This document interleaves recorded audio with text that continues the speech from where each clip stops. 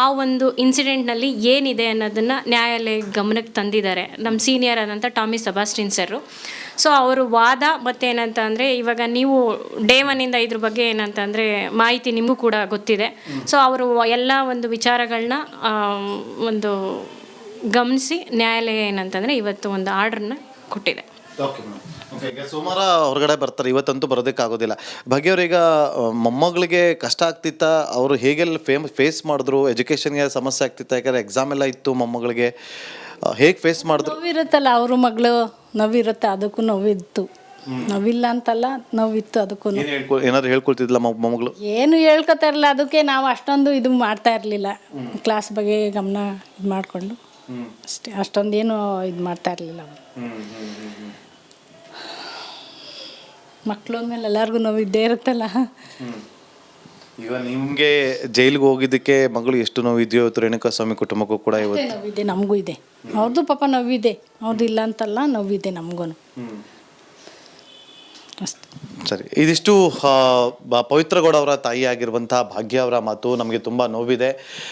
ರೇಣುಕಾಸ್ವಾಮಿ ಕುಟುಂಬಸ್ಥರನ್ನ ಭೇಟಿ ಮಾಡೋದ್ರ ಬಗ್ಗೆ ಆಗಲಿ ಅಥವಾ ಒಂದಷ್ಟು ವಿಚಾರಗಳ ಬಗ್ಗೆ ನಾವು ಪವಿತ್ರಗೌಡ ಹೊರಗಡೆ ಬಂದ ಬಳಿಕ ನಾನು ಮಗಳ ಜೊತೆ ಚರ್ಚೆ ಮಾಡಿ ಆ ಬಳಿಕ ನಿರ್ಧಾರವನ್ನು ತೆಗೆದುಕೊಳ್ತೀನಿ ಅಂತೇಳಿ ರಿಪಬ್ಲಿಕ್ ಕನ್ನಡಕ್ಕೆ ಪವಿತ್ರಗೌಡ ತಾಯಿ ಭಾಗ್ಯ ಅವರು ಹೇಳಿಕೆಯನ್ನು ಕೊಟ್ಟಿದ್ದಾರೆ.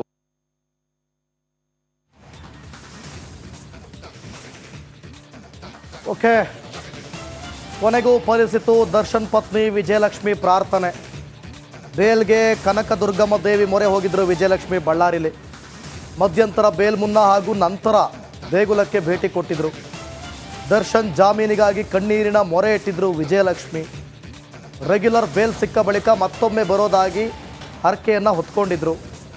ಪತಿಯೊಂದಿಗೆ ಮತ್ತೊಮ್ಮೆ ದೇವಸ್ಥಾನಕ್ಕೆ ಬರುವುದಾಗಿ ಹರಕೆ ಹೊತ್ಕೊಂಡಿದ್ರು.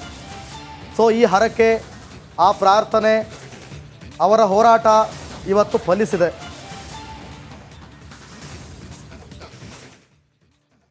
ಬಳ್ಳಾರಿ ಸೆಂಟ್ರಲ್ ಜೈಲಿಗೆ ಬಂದಾಗಿನಿಂದಲೂ ಕೂಡ ದರ್ಶನ್ ಅವರ ಪತ್ನಿ ವಿವಿಧ ದೇವಸ್ಥಾನಗಳಿಗೆ ಹೋಗ್ತಾ ಇದ್ರು.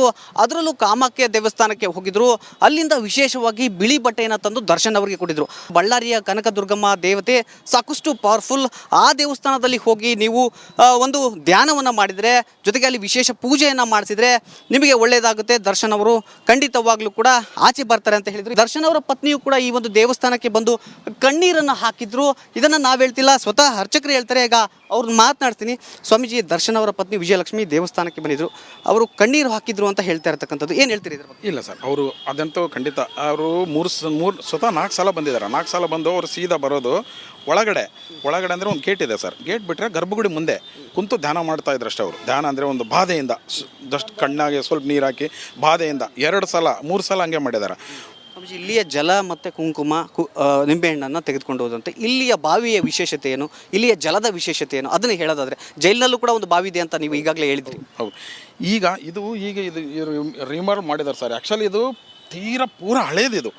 ಈ ತಾಯಿಗೆ ಹೆಂಗೆ ಲಿಂಕ್ ಅಂದರೆ, ಇಲ್ಲೊಂದು, ಅಲ್ಲಿ ಒಂದು ಬಾವಿ, ಅಲ್ಲಿ ಒಂದು ಬಾವಿ, ಇನ್ನೂ ಒಂದು ಪೋಲೇರಮ್ಮ ದೇವಸ್ಥಾನ ಇದೆ, ಇನ್ನೊಂದು ಜೈಲು ಒಳಗಡೆ ಒಂದು ಸಣ್ಣದಿದೆ. ಇದಕ್ಕೆಲ್ಲ ಈ ತಾಯಿ ಲಿಂಕ್ ಇದು. ಈ ಲಿಂಕ್ ಇದ್ದು ಇದೇ ನೀರೇ ನಾವು ಅಭಿಷೇಕ ಬಳಸೋದು, ಈ ಬಾವಿ ನೀರೇ. ಈ ಪುರಾತನ ಸರ್ ಇವೆಲ್ಲ. ಈ ದೇವತೆದು ಪವಾಡ ಏನಂತಂದರೆ, ಒಂದು ಬಾವಿದೊಂದು ಶಕ್ತಿ, ಒಂದು ನಿಂಬೆಹಣ್ಣು, ಒಂದು ಕುಂಕುಮ. ಅದು ಏನಾದರೂ ಆಗಲಿ 3 ತಿಂಗಳು 6 ತಿಂಗಳಲ್ಲಿ ಖಂಡಿತವಾಗಿ ಆಗುತ್ತೆ. ಈ ತಾಯಿದು ಅಷ್ಟು ಪವರ್ಫುಲ್, ಇಲ್ಲಿ ಅಷ್ಟು ಪವಾಡ ಈ ತಾಯಿದು. ನಮ್ಮ ಗ್ರಾಮ ನಿಂಬೆಹಣ್ಣು ಜಲವನ್ನು ತೆಗೆದುಕೊಂಡು, ಹೌದು 100% ಸರ್. ಅದ್ರ ಅಷ್ಟು ಪವರ್ ಇದು. ಈ ಜಲ, ಈ ಬಾವಿ ನೀರೊಂದು ಅಭಿಷೇಕ ಮಾಡಿದ್ಮೇಲೆ ಒಳಗಡೆ ಕೇಳಿದ್ರೆ ಅರ್ಚಕರು ಕೊಡ್ತಾರೆ. ಯಾಕಂದರೆ ಯಾರು ಜಾಸ್ತಿ ತೊಗೊಂಡೋಗ್ತಾಯಿಲ್ಲ. ಅದು ಆ ಕುಂಕುಮ ನಿಂಬೆಹಣ್ಣು ಜಾಸ್ತಿ ತೊಗೊಂಡೋಗ್ತಾರೆ. ಇದಿಷ್ಟು ಅರ್ಚಕರ ಮಾತು. ಅಂದರೆ ಕನಕದುರ್ಗಮ್ಮ ದೇವಸ್ಥಾನದಲ್ಲಿ ಅಥವಾ ದೇವಿಗೆ ವಿಶೇಷವಾದ ಶಕ್ತಿ ಇದೆ. ಏನೇ ಸಂಕಷ್ಟ ಬಂದರೂ ಕೂಡ ಇಲ್ಲಿ ಸಾಕಷ್ಟು ಜನ ಬಂದು ಪೂಜೆಯನ್ನು ಮಾಡಿಸ್ತಾರೆ.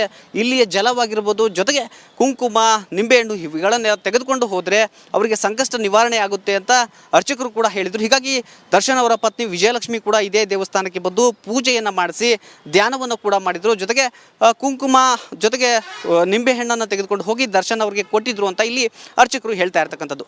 ಕ್ಯಾಮ್ರಾ ಪರ್ಸನ್ ಸಿದ್ದು ಜೊತೆ ರೇಣುಕಾರಾಧ್ಯ, ರಿಪಬ್ಲಿಕ್ ಕನ್ನಡ, ಬಳ್ಳಾರಿ. ವಿಜಯಲಕ್ಷ್ಮಿ ನೋಡಿ, ಮೈಸೂರಿನ ಚಾಮುಂಡಿ ದೇವಸ್ಥಾನದಲ್ಲೂ ಕೂಡ, ಚಾಮುಂಡಿ ಬೆಟ್ಟದಲ್ಲೂ ಕೂಡ ಪ್ರಸಾದವನ್ನು ತೆಗೆದುಬಂದು ಕೊಟ್ಟಿದ್ರು. ಬೆಂಗಳೂರಿನಲ್ಲಿದ್ದಾಗ ನಿರಂತರವಾಗಿ ಅಂದ್ರೆ ಎಷ್ಟು ಚಾನ್ಸ್ ಇದೆಯೋ, ಕೊಲ್ಲೂರಿಗೆ ಹೋಗಿದ್ರು, ಕಾಮಾಖ್ಯ ದೇವಿಗೆ ಹೋಗಿದ್ರು, ಬಳ್ಳಾರಿಗೆ ಹೋದ್ರು. ಈಗ ನೋಡಿದ್ವಲ್ಲ ನಾವು, ಅಂದರೆ ಹೆಂಡತಿಯಾಗಿ, ಪತ್ನಿಯಾಗಿ ನಿರಂತರವಾದಂಥ ಹೋರಾಟವನ್ನು ಮಾಡಿದರು. ನೋಡಿ, ಮೊದಲನೇ ದಿನ ನಿಮಗೆಲ್ರಿಗೂ ಕೂಡ ನೆನಪಿರ್ಬೋದು, ಯಾವಾಗ ನಟ ದರ್ಶನ್ರನ್ನ ಮೈಸೂರಿನಲ್ಲಿ ಅರೆಸ್ಟ್ ಮಾಡಿದ್ರು ಅಂತಾಯ್ತು, ವಿಜಯಲಕ್ಷ್ಮಿ ಮಾಡಿದಂಥ ರಿಯಾಕ್ಷನ್ನೇ ಬೇರೆ. ಇದ್ದಂಥ ಒಂದು ಇನ್ಸ್ಟಾದಲ್ಲಿ ಒಬ್ಬರನ್ನ ಫಾಲೋ ಮಾಡ್ತಾ ಇದ್ರು, ಅದನ್ನು ಫಾಲೋ ಮಾಡ್ತಾ ಇದ್ದಿದ್ದು ಅಂದರೆ ಅದು ದರ್ಶನ್ನ ಮಾತ್ರ. ಅವ್ರನ್ನೂ ಕೂಡ ಅನ್ಫಾಲೋ ಮಾಡಿದರು, ಸಿಟ್ಟಿಗೆದ್ದಿದ್ರು ಈ ಘಟನೆನ ಕೇಳಿ. ಅದಾದ 2 ದಿನಗಳ ಬಳಿಕ ಅದೇ ವಿಜಯಲಕ್ಷ್ಮಿ ಕಾಮಾದರು, ಕೂಲಾದರು.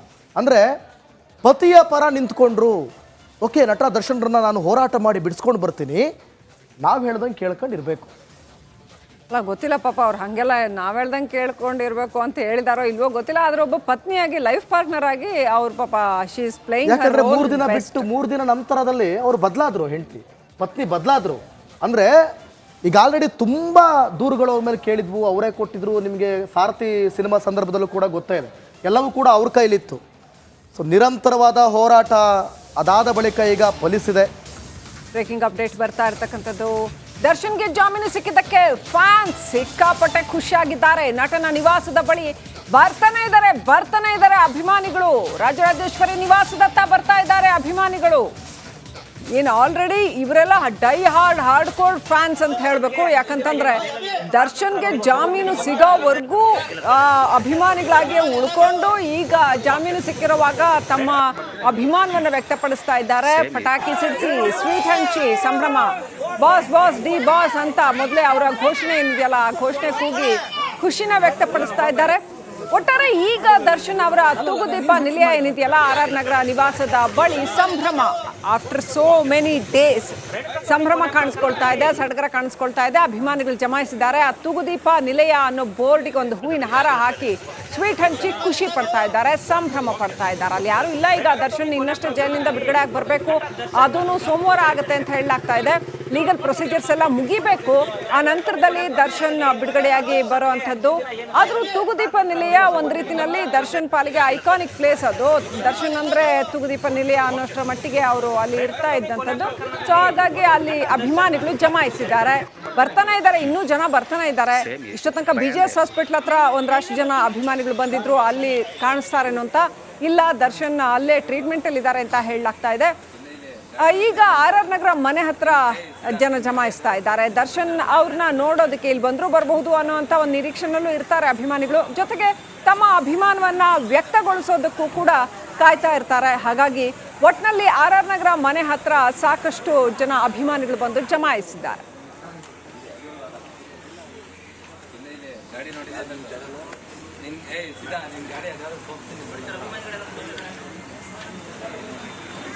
ಆಲ್ ರೈಟ್, ಇನ್ನು ಬಳ್ಳಾರಿ ಟ್ರಿಪ್. ದರ್ಶನ್ ಅವ್ರಿಗೆ ಒಂದು ರೀತಿನಲ್ಲಿ ಬಳ್ಳಾರಿ ಜೈಲಿನಲ್ಲಿ ಇದ್ದಂಥ ಅನುಭವಗಳು ಸಾಕಷ್ಟು ಖಡಕ್ ಆದಂಥ ಅನುಭವಗಳು. ಅದ್ರ ಜೊತೆಗೆ ಪಾಪ ವಿಜಯಲಕ್ಷ್ಮಿ ಬಳ್ಳಾರಿಗೆ ಪದೇ ಪದೇ ಹೋಗಿ ಒಂದ್ಸರಿ ತಪ್ಪಿಸಿಲ್ಲ ಅವರು. ಇವರ ಬೇಲ್ ಏನು ಅಪ್ಲಿಕೇಶನ್ ಇರುವಾಗ ಇರ್ಬೋದು, ಅಥವಾ ವಿಚಾರಣೆ ಇರುವಾಗ ಇರಬಹುದು, ಬಳ್ಳಾರಿಗೆ ಹೋಗೋದು ಬರೋದು, ಅವ್ರನ್ನ ಭೇಟಿ ಮಾಡೋದು ಎಲ್ಲವನ್ನು ಕೂಡ ಮಾಡಿದ್ರು. ಆ ಬಗ್ಗೆ ಇನ್ನಷ್ಟು ಡೀಟೇಲ್ಸ್ ಪಡ್ಕೊಳ್ಳೋಣ. ನಮ್ಮ ಪ್ರತಿನಿಧಿ ರೇಣುಕಾರಾಧ್ಯ ಕನೆಕ್ಟ್ ಆಗಿದ್ದಾರೆ. ರೇಣುಕಾರಾಧ್ಯ, ವಿಜಯಲಕ್ಷ್ಮಿ ಬಳ್ಳಾರಿಗೆ ಭೇಟಿ ಮಾಡ್ತಾ ಇದ್ದಂಥ ಸಂದರ್ಭದಲ್ಲಿ ಎಷ್ಟೊಂದು ಕಾಳಜಿಯಿಂದ ಅವರು ದರ್ಶನ್ ಅವ್ರನ್ನ ಭೇಟಿ ಮಾಡಕ್ಕೆ ಬರ್ತಾ ಇದ್ರು. ಅಲ್ಲಿ ಉಳ್ಕೊಂಡು ಅಲ್ಲಿ ಫಸ್ಟ್ ಮನೆ ಮಾಡಬೇಕು ಅಂತ ಅನ್ಕೊಂಡ್ರು, ಆಮೇಲೆ ಫುಡ್ ಕೊಡಕ್ಕೆ ಬಿಡಲ್ಲ ಅಂದಮೇಲೆ ಮನೆ ಬೇಡ ಅಂತ ಅವರು ಅಲ್ಲಿ ಬಂದು ಭೇಟಿ ಮಾಡ್ತಾ ಇದ್ರು. ಆ ಟೈಮಲ್ಲಿ ರೇಣುಕಾರಾಧ್ಯ ಕನಕದುರ್ಗಮ್ಮ ದೇವಿ ದೇವಸ್ಥಾನಕ್ಕೂ ಕೂಡ 3-4 ಸರಿ ಭೇಟಿ ಕೊಟ್ಟಿದ್ರು ಅಂತ ನೀವು ಅರ್ಚಕರನ್ನ ಮಾತಾಡ್ಸಿದಾಗ ಹೇಳಿದ್ರು. ಇನ್ನೂ ಏನೆಲ್ಲ ವಿಷಯಗಳಿದೆ ಆ ಕುರಿತಾಗಿ ನಿಮ್ಮ ಹತ್ರ ಏನೆಲ್ಲ ಡೀಟೇಲ್ಸ್ ಇದೆ?